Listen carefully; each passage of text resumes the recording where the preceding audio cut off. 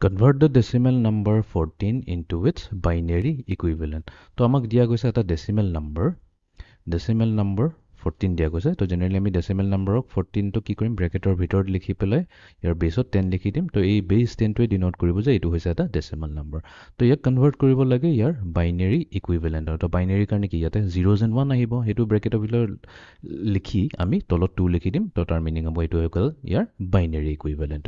এতিয়া 14 ক আমি বাইনাৰী নাম্বাৰলৈ কনভাৰ্ট কৰিব কাৰণে আমি কি কৰিম ৰিপিটেড ডিভিজন মেথডটো ইউজ কৰিম তো আমি প্ৰথমতে কি কৰিম 14 টো লম 14 ক আমি 2 ৰে ডিভাইড কৰি দিম এতিয়া 14 ক যেতিয়া 2 ৰে ডিভাইড কৰি দিম তো আমি জানো আমাৰ আহিব 7 আৰু ইয়াতে ৰিমাইন্ডাৰ কি আহিব ৰিমাইন্ডাৰটো একো নাই ৰিমাইন্ডাৰ আহিব ইকুৱেলছ টু 0 ওকে নেক্সট আমি কি কৰিম এই 7 টোকে লম এই 7 টোক লৈ পেলাই আকৌ 2 ৰে ডিভাইড কৰি দিম তো 2 ৰে ডিভাইড কৰিলে আমি কি পাম 3.5 পাম এটা 3.5 মানে কি এতিয়া আমি এটা বস্তু নোটিস কৰিছো যে ইয়াতে আমাৰ এটা কি আছে ডেসিমেল পইণ্ট আছে আৰু পইণ্টৰ ৰাইট সাইড এটা নাম্বাৰ আছে যোনটো হৈছে 5 তো এই টোই আমাক ক্লিয়াৰলি ইন্ডিকেট কৰি আছে যে ইয়াৰ এটা আহিছে ৰিমাইন্ডাৰ যোনটো হ'ব আমাৰ 1 তো এটো আমি এনেকাকো চাই ল'ব পাৰো ভেৰিফাই কৰি ল'ব পাৰো যেতিয়া আমি 7 ক 2 ৰে ডিভাইড কৰো লং ডিভিজন মেথড 2 3 6 মাইনাস কৰি দিম 7 - 6 1 তো তাৰ মানে কি আমাৰ 1 টোই হৈছে এটা ৰিমাইন্ডাৰ হেতুৱে পাইছো আমি ৰিমাইন্ডাৰ এটোকে কৰিছো আমি শৰ্ট ফৰ্মত ঠিক আছে নেক্সট আমি কি কৰিম নেক্সট স্টেপত এই 3 টো লম এই 0.5 টো চাব নালাগে এই 3 টো ইয়ালৈ আহি যাব এই 3 যেনেকৈ এই 7 টো ইয়ালৈ আহি গৈছিলে তো 3 ক আকৌ আমি 2 ৰে ডিভাইড কৰিম 3 ক 2 ৰে ডিভাইড কৰিলে আমি পাম 1.5 পালো এগেইন এই 0.5 টো আমাক এটো ইন্ডিকেট কৰি আছে যে ইয়াতে এটা ৰিমাইন্ডাৰ আছে যোনটো হ'ব 1 ঠিক আছে নেক্সট আমি এই 1 টোক লৈ আমি 2 ৰে ডিভাইড কৰি দিম সো 2 এটো হৈ গ'ল আমাৰ কি 0.5 ঠিক আছে তো এই 5 এগেইন আমাক এটো ইন্ডিকেট কৰিছে যে r ৰ ভ্যালু হ'ব ইকুৱেলছ টু 1 ওকে এতিয়া যেহেতু এটো 0 হৈ গ'ল আৰু আমি কন্টিনিউ কৰিব নালাগে বিকজ 0 ক আকৌ 2 ৰে ডিভাইড কৰিলে 0 আহিব তো আমি এখিনিতে ষ্টপ কৰিম তো এতিয়া ইয়াতে আমাৰ এটোক আমি এমএসবি বুলি কম ঠিক আছে মোস্ট সিগনিফিকেন্ট বিট আৰু এটো হৈ যাব আমাৰ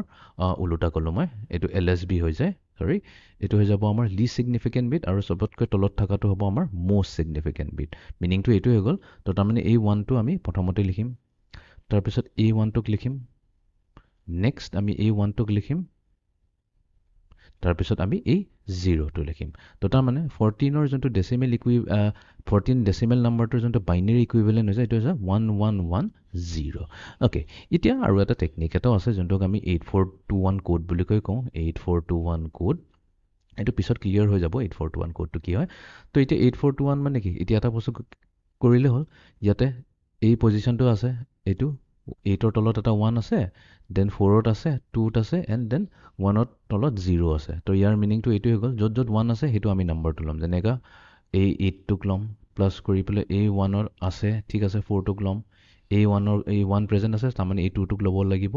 যেহেতু ইয়াতে 0 আছে হেকাৰণে এই 1 টোক নলও এটি গুটি কিটাক যদি এড কৰি দিও 8 + 4 কিমান হৈ যায় 12 12 + 2 = 14 তাৰ মানে একচুয়ালি এটো আমাৰ ঠিকই আহিছে 1110 এটোৰ ডেসিমেল হৈছে 14 এটো ইনফ্যাক্ট মই কি কৰিলো বাইনাৰীৰ পৰা ডেসিমেল লৈ গলো এটো আমি পিছত কৰিম বাৰু বাট এটো ভেৰিফাই কৰিব কাৰণে আমি এটো ললো তো তাৰ মানে 14 ৰ যোনটো আমাৰ বাইনাৰী ইকুইভেলেন্ট হ'ব এটো হ'ব 1110